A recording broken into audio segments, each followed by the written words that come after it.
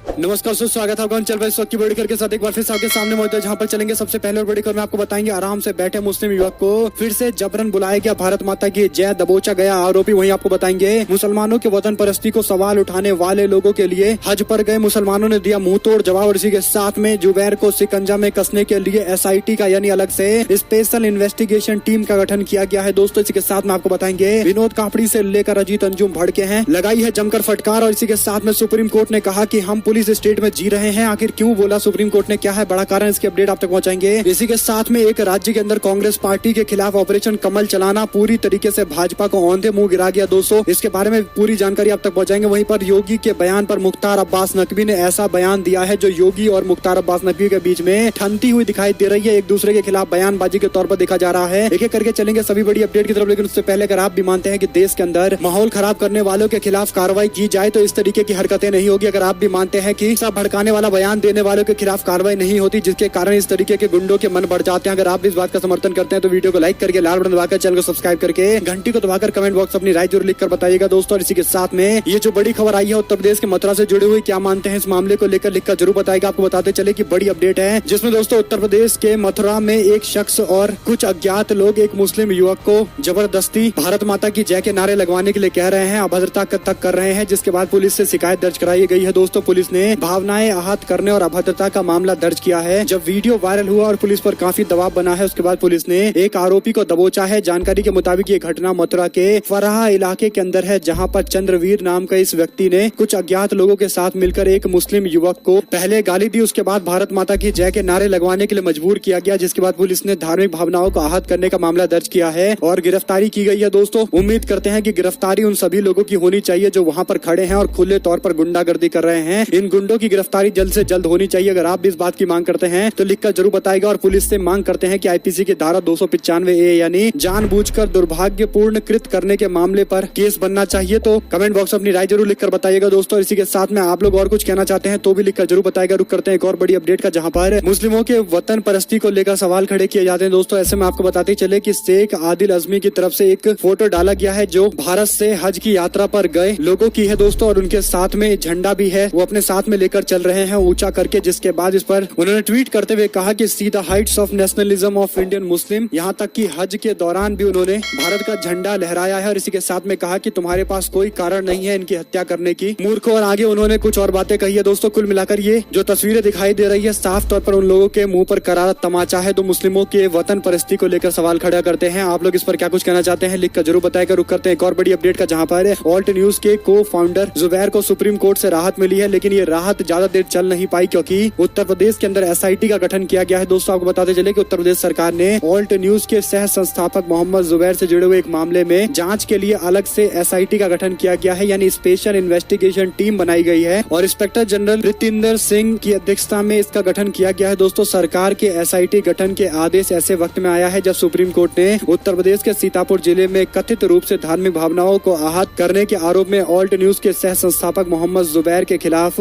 दर्ज एक मामले में उनकी अंतरिम जमानत अगले आदेश तक के लिए बढ़ा दी है। एक और बड़ी खबर की माने तो झूठ का पर्दाफाश करने वाले एक फैक्ट चेकर के खिलाफ खुले आम इतना बड़ा विच हंटिंग हो रहा है, और आप यानी राहुल गांधी, प्रियंका गांधी, अशोक गहलोत, अरविंद केजरीवाल, भगवत मान, ममता बनर्जी, अखिलेश यादव, MK स्टालिन, भूपेश बघेल और अखिलेश के साथ साथ तेजस्वी यादव हाथ पर हाथ रखकर बैठे हैं। ये सवाल विनोद कापड़ी ने खड़ा किया है। दोस्तों अगर आप भी मानते हैं कि इन नेताओं को सबसे पहले जुबैर को बचाने के लिए कुछ न कुछ उपाय करना चाहिए, कम से कम वकीलों का इस्तेमाल करना चाहिए कोर्ट के अंदर पहुंचाकर, और कहीं न कहीं जिस तरीके के आरोप में जेल में बंद किया गया है ये साफ तौर पर विच हंटिंग नजर आती है। अगर आप लोग इस पर कुछ राय देना चाहते हैं तो लिखकर जरूर बताएगा। रुक करते हैं एक और बड़ी खबर का, जहां पर IG लेवल के अधिकारी के नेतृत्व में SIT का गठन किया गया था, जिस पर तंज कसते हुए अजीत अंजुम ने कहा कि इसमें कम से कम 2 DGP लेवल के अधिकारी भी हो, इतने बड़े मामले की जांच के लिए IG छोटे जूनियर हैं, ये तंज उन्होंने कसा है। दोस्तों वहीं आपको बताते चले कि मनमानी तरीके से गिरफ्तारियों से लगता है कि हम पुलिस स्टेट में जी रहे हैं, ये सुप्रीम कोर्ट की तरफ से टिप्पणी आई है। सुप्रीम कोर्ट के संजय किशन कौल जस्टिस और जस्टिस सुरदेश की पीठ ने सरकार से जमानत देने की प्रक्रिया को और बेहतर बनाने के लिए नए कानून बनाने की अपील की है। पीठ ने कहा कि गिरफ्तारी पर नया कानून समय की मांग है। और एक और बड़ी खबर की माने दोस्तों तो राष्ट्रीय प्रतीक अनावरण विवाद के मामले को लेकर विपक्ष का अशोक स्तंभ में बदलाव का आरोप बीजेपी ने दिया है। इसका जवाब आपको बता दें कि प्रधानमंत्री मोदी ने निर्माणाधीन संसद भवन के ऊपरी तल्ले पर भारत के राष्ट्रीय चिन्ह अशोक स्तंभ का अनावरण किया था, और यह स्तंभ भारत की की पहचान है। ऐसे में दोस्तों अशोक स्तंभ में जो शेर की मूर्ति है उसमें शेर पहले जो अशोक स्तंभ में हुआ करता था वो काफी ज्यादा शांत और गंभीर टाइप का हुआ करता था, लेकिन भारत सरकार के असली अशोक स्तंभ से इतर मोदी सरकार ने जो बनाया है उसमें दोस्तों पूरा फेस ही बदल दिया गया है, यानी चेहरा बदल दिया गया है शेर को लेकर, जिसको लेकर सवाल खड़े किए जा रहे हैं। क्योंकि भारत स्तंभ के अंदर अगर शेर की अलग तरीके की छवि है तो यहाँ पर भी अलग तरीके से ही वैसा ही होना चाहिए था, लेकिन इसमें बदलाव करने की क्या जरूरत थी, ये सवाल खड़ा किया गया है। दोस्तों वहीं आपको बताते चले कि इस मामले को लेकर अजीत अंजुम और पत्रकार अखिलेश शर्मा के बीच में सोशल मीडिया पर कुछ बहस देखने को मिली है। दोस्तों अखिलेश शर्मा ने ट्वीट करते हुए कहा कि शेर तो शेर की तरह ही दिखेगा, बकरी की तरह नहीं दिखाई देगा, जिस पर अजीत अंजुम ने कहा तो इसका मतलब ये हुआ कि आज तक अशोक स्तंभ के शेर बकरी की तरह दिखाई दे रहे थे। ये सवाल उन्होंने खड़ा किया है। दोस्तों कुल मिलाकर आपको बताते चले भाजपा सरकार कोई भी फैसला लेती है तुरंत डिफेंड करने के लिए बड़े बड़े लोग सामने आ जाते हैं। दोस्तों उन्हीं में से ये एक मामला है। ऐसे में अजीत अंजुम ने जिस तरीके से जवाब दिया है कहीं ना कहीं करारा जवाब कहा जा सकता है, क्योंकि भारत स्तंभ का जो शेर है वो वैसा ही होना चाहिए, उसमें बदलाव करने की जरूरत क्या है, ये सवाल है जिसका जवाब भाजपा के नेताओं के पास नहीं है। अपने तरीके से मॉडिफाई करने का कोई मतलब है या नहीं है, आप लोग को क्या कुछ लगता है लिखकर जरूर बताएगा। रुक करते हैं एक और बड़ी अपडेट का, जहां पर गोवा में ऑपरेशन लोटस पूरी तरीके से फेल हो गया, यानी सोनिया गांधी के सक्रिय होते ही भाजपा के बड़े बड़े नेता पूरी तरीके से फेल हो गए। भाजपा के कथित ऑपरेशन लोटस को कांग्रेस पार्टी ने गोवा में नाकाम कर दिया है। यहाँ पार्टी अपने विधायकों की नाराजगी दूर करने में लगभग कामयाब होती नजर आ रही है। बता दें कि बगावत की खबर के बीच कांग्रेस पार्टी के वरिष्ठ नेता मुकुल वासनिक को भेजा गया था। अब ये खबर आ रही है कि सोमवार रात को ही बैठक के बाद गोवा कांग्रेस के 11 विधायकों में से 10 विधायकों ने इसमें हिस्सा लिया है। इस बैठक में पूर्व मुख्यमंत्री दिगंबर कामत के अलावा माइकल लोबो सहित अन्य कांग्रेस पार्टी के विधायक 2 घंटे से अधिक की बैठक में मौजूद रहे। इसके अलावा कांग्रेस पार्टी के गोवा मामलों के प्रभारी दिनेश गुंडू राव और पार्टी के प्रदेश अध्यक्ष अमित पाटकर भी इसमें मौजूद रहे। कुल मिलाकर सोनिया गांधी ने पूरे मामले का संज्ञान लिया था और बड़े बड़े नेताओं को भेजा था। दोस्तों तो मामला अब कांग्रेस पार्टी के हाथ में नजर आ रहा है। कुल मिलाकर अगर कांग्रेस पार्टी के लोग इसी तरीके से अचानक से जल्दी नेताओं को भेजेंगे तो मामला सुलझ जाएगा, लेकिन कई जगह आप देखेंगे कांग्रेस पार्टी फैसला लेने में इतनी देर कर देती है कि भाजपा को मौका मिल जाता है, लेकिन भाजपा का मिशन लोटस गोवा के अंदर पूरी तरीके से फेल हो गया सोनिया गांधी के सक्रिय होने के बाद। दोस्तों आप लोग क्या कुछ कहना चाहते हैं लिखकर जरूर बताएगा। इसी के साथ में योगी आदित्यनाथ ने एक ऐसा बयान दिया था जिसको लेकर पहले ओवैसी ने निशाना साधा, लेकिन अब भाजपा के अपने ही नेता मुख्तार अब्बास नकवी ने ऐसा बयान दिया है जो योगी के बयान के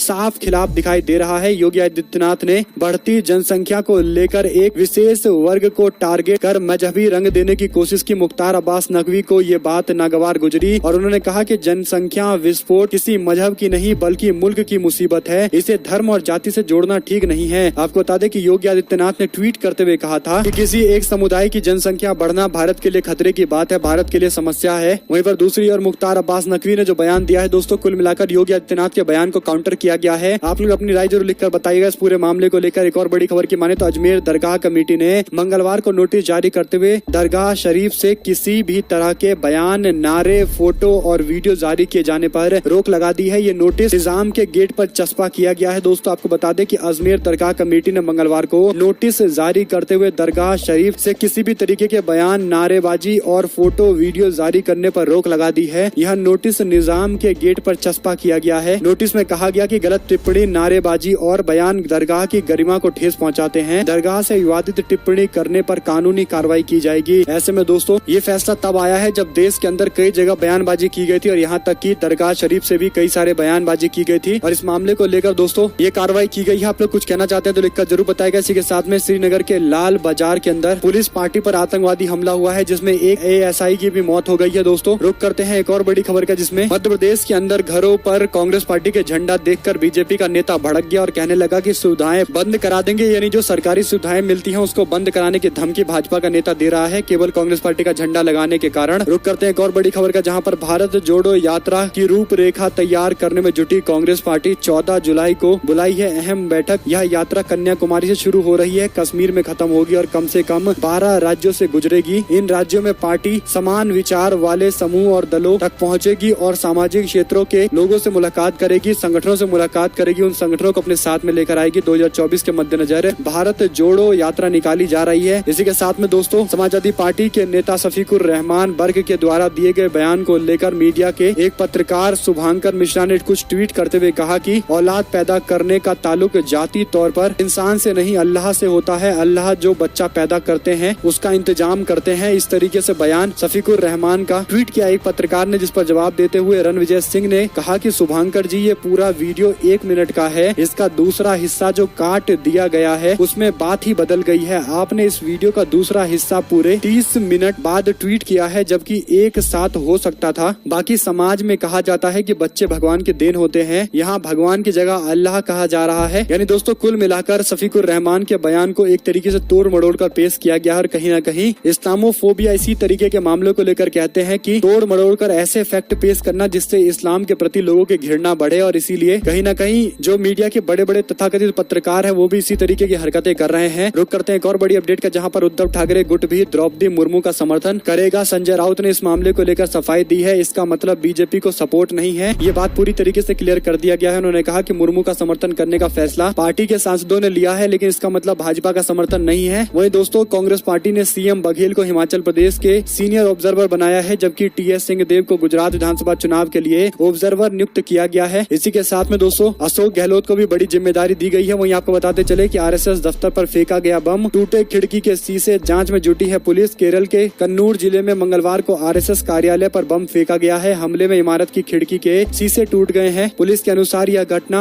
आज सुबह हुई है। एक और बड़ी खबर की माने तो पीएम के दौरे से पहले जेडीयू के नेता ने सिरे से उठाया विशेष राज्य की दर्जा का मांग। जनता दल यूनाइटेड के नेता कुशवाहा ने फेसबुक पोस्ट के माध्यम से ये बातें कही है। दरअसल नरेंद्र मोदी बीते दिन बिहार पहुंचे और भाजपा पर दबाव बनाने के लिए जेडीयू के नेता कुशवाहा ने पूरा का पूरा एक ट्वीट लिखा है दोस्तों, और बिहार के लिए विशेष राज्य के दर्जे की मांग की गई है। वहीं रुक करते हैं एक और बड़ी खबर का, जिसमें गोवा में राजनीतिक उठापटक पर आम आदमी पार्टी ने ली है चुटकी। कहा कांग्रेस के विधायक बिकने को तैयार है, बीजेपी खरीदने को तैयार है, दोनों मिलकर जनता को मूर्ख बना रहे हैं और इसीलिए अब इन दोनों से जनता उब चुकी है। उनको आम आदमी पार्टी की तरफ देखना चाहिए, आम आदमी पार्टी को समर्थन करना चाहिए। वहीं पर दोस्तों केसीआर ने तेलंगाना के मुख्यमंत्री ने बयान देते हुए कहा कि देश के प्रधानमंत्री को धोखेबाज और शैतान करार दिया है। इसी तरह बंगाल के एक विधायक ने प्रधानमंत्री और राष्ट्रपति के पद की गरिमा के खिलाफ बयान दिया है दोस्तों, और इस मामले पर बीजेपी के लोग भी मांग कर रहे हैं कि इनके द्वारा संसदीय भाषा का इस्तेमाल होना चाहिए। हालांकि प्रधानमंत्री की भाषा को लेकर भी कई बार सवाल खड़े होते रहते हैं। एक और बड़ी अपडेट की माने तो 7 साल हो गए दरभंगा एम्स में एक ईंट नहीं लगाई है। पटना एम्स में 50% डॉक्टर्स के पद खाली है। प्रधानमंत्री के दौरे से पहले आरजेडी का निशाना, यानी आरजेडी ने ये कई सारे सवाल खड़े किए हैं प्रधानमंत्री के बिहार के दौरे से पहले। और एक और बड़ी अपडेट की माने तो operation lotus part 2 Congress party विधायक पर नजर। बीजेपी की अब गुजरात, हिमाचल प्रदेश, झारखंड में एमएलए तोड़ने की तैयारी है, बनाई है स्पेशल सेल। भाजपा अब विपक्ष मुक्त पथ पर चल रही है। अब आने वाले विधानसभा चुनाव की तैयारी के साथ साथ भारतीय जनता पार्टी कांग्रेस पार्टी शासित प्रदेशों के अंदर तोड़फोड़ करने की तैयारी कर रही है। दरअसल दोस्तों योजना ये है कि जिन राज्यों के अंदर अभी हाल फिलहाल में चुनाव हुए हैं, चाहे वो गोवा हो या फिर उत्तराखंड हो, हालांकि कांग्रेस पार्टी की हार जरूर हुई है, लेकिन कांग्रेस पार्टी को पूरी तरीके से खत्म करने की तैयारी चल रही है और इसीलिए अलग से टीम का गठन किया गया है जो इन नेताओं से, यानी कांग्रेस पार्टी के नाराज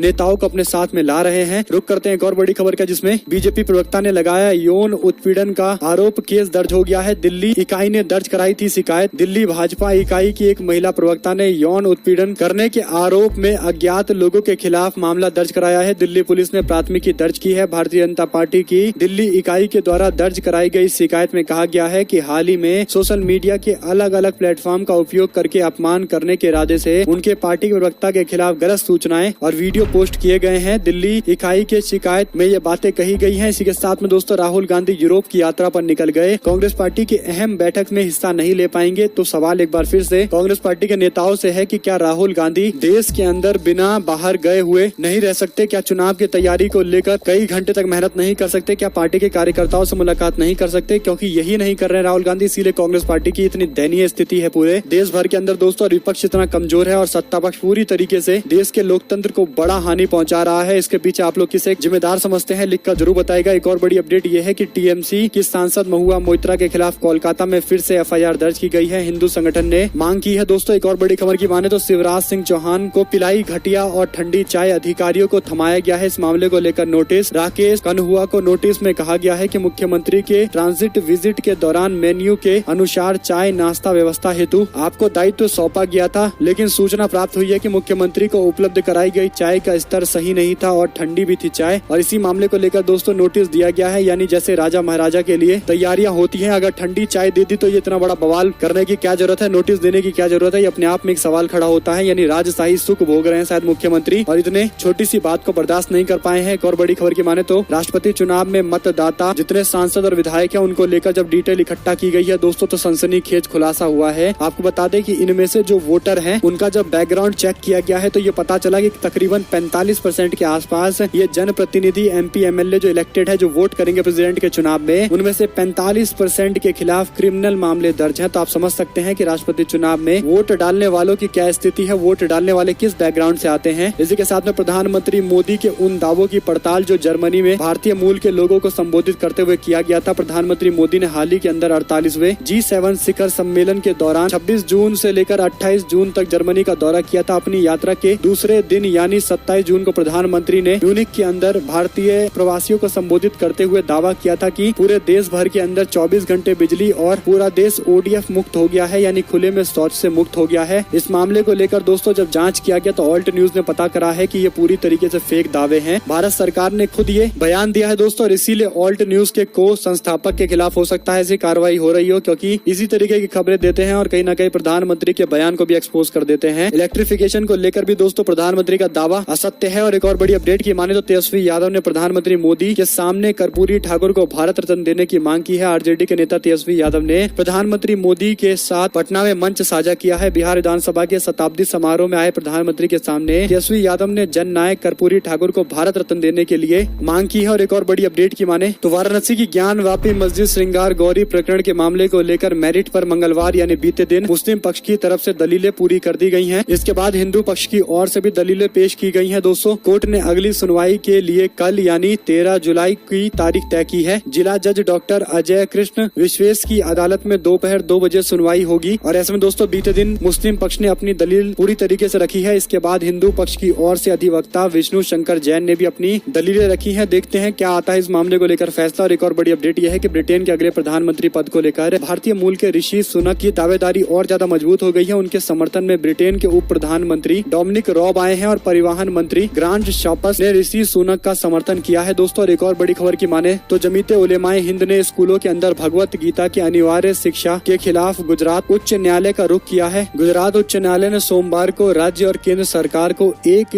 जनहित याचिका नोटिस जारी किया था, जिसमें राज्य के शिक्षा विभाग के द्वारा आगामी शैक्षिक वर्ष में कक्षा 6 से लेकर 12 के लिए भगवत गीता सिखाने को अनिवार्य करने का प्रस्ताव को चुनौती दी गई थी। दोस्तों मुख्य न्यायाधीश अरविंद कुमार और न्यायमूर्ति आशुतोष जे शास्त्री की पीठ ने जमीते उलेमाए हिंद के द्वारा दायर की गई याचिका पर सरकार से जवाब मांगा है, लेकिन प्रस्ताव के संचालन पर रोक के लिए याचिकाकर्ताओं के अनुरोध पर विचार करने से इंकार कर दिया गया है। याचिका में कहा गया कि संकल्प शक्ति का एक रंगीन प्रयोग था, अनुच्छेद 14, 28 और अन्य मौलिक अधिकारों का उल्लंघन था और धर्मनिरपेक्षता के सिद्धांतों के खिलाफ है। संविधान की ये बुनियादी विशेषता है और इसीलिए इसके खिलाफ किया गया एक कार्य भी स्वीकार नहीं होगा। और ऐसे में दोस्तों मामले को चुनौती दी गई है। देखते हैं क्या रिजल्ट सामने आता है। एक और बड़ी अपडेट की माने तो आम आदमी पार्टी के नेता संजय सिंह ने बयान देते हुए कहा कि मैं 130 करोड़ भारतीयों से पूछना चाहता हूं कि राष्ट्रीय चिन्ह को बदलने वाले को राष्ट्र विरोधी बोलना चाहिए या नहीं बोलना चाहिए। दरअसल दोस्तों भारतीय जनता पार्टी के द्वारा किए गए कांड के मामले को लेकर ये सवाल खड़ा किया गया है। अगर आप लोग इस बात से इत्तेफाक रखते हैं तो लिखकर जरूर बताएगा और जो भी कुछ कहना चाहते हैं तो अपनी राय जरूर स्पष्ट कीजिएगा। दोस्तों एक और बड़ी अपडेट की माने तो सोशल मीडिया पर AV न्यूज की तरफ से एक ट्वीट किया गया जिसमें लिखा गया कि मोदी आए विकास की बहार लाए। और इस तरीके से सुमित अवस्थी का ये शो था, जिस पर दोस्तों ट्वीट करते हुए एक व्यक्ति ने कहा कि क्या बात है अवस्थी सर, एकदम बहारों फूल बरसाओ टाइप तबीयत हो रही है मानसून में। जब से आपने पत्रकारिता छोड़ी है तब से थोड़े नटखट हो गए हो। इस तरीके से दोस्तों तंज कसा है उन्होंने, यानी गोदी मीडिया जिन्हें कहा जाता है वो लोग किस तरीके से प्रचार करते हैं आप समझ सकते हैं। जो न्यूज का टैगलाइन है वो ये है कि मोदी आए और विकास की बहार लाए, यानी आप समझ सकते हैं कि अब इस मामले पर इस शो में क्या चर्चा होगी। पहले से ही घोषित हो गया कि मोदी जी आए तो विकास हो गया है दोस्तों, और बाकी चर्चा तो कुछ विषय बचता ही नहीं है। और यही जो हरकतें हैं इसको लेकर दोस्तों